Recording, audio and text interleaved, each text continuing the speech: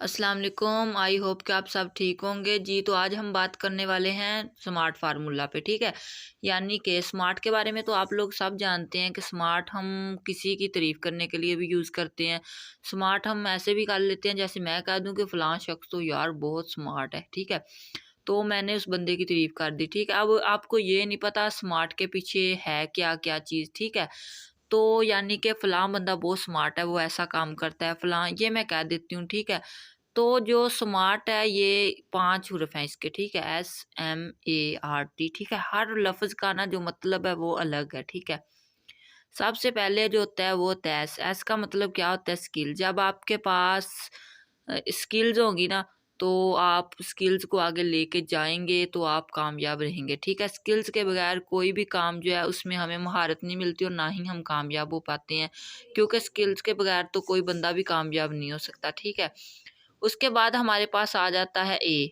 S के बाद हमारे पास आ जाता है ए का मतलब क्या होता है एक्शन। अगर आपके पास स्किल्स हैं तो आपने एक्शन लेना है, ठीक है। अगर आपके पास स्किल्स हैं आप एक्शन नहीं ले रहे, तो वो जो आपकी स्किल्स हैं वो बेकार है, क्योंकि स्किल्स एक्शन के बगैर बेकार हैं। अगर आपके पास एक्शन है और स्किल्स नहीं है, तो वो जो स्किल्स मतलब एक्शन है वो आपका बेकार है, ठीक है।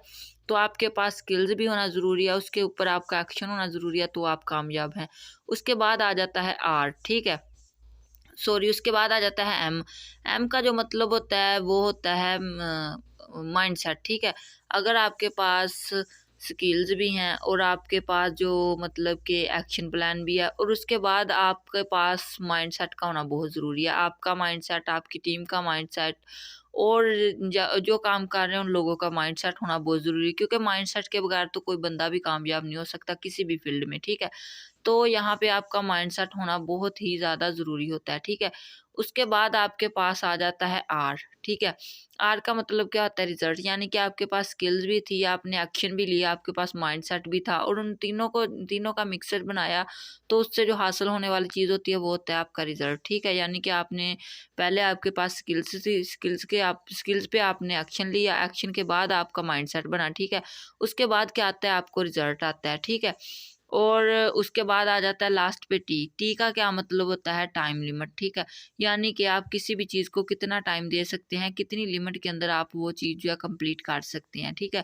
तो आज जो हमारी बस इतना ही टॉपिक था हमारा, वो था स्मार्ट फार्मूला पे, ठीक है। आई होप कि आप सबको मेरा जो स्मार्ट फार्मूला है बहुत पसंद आया और होगा, और आप लोगों को इसकी समझ भी आ गई होगी, क्योंकि स्मार्ट फार्मूला जो होता है ना, ये बेसिकली हर फील्ड में जो है ना हमें बहुत ज़्यादा काम आता है, ठीक है।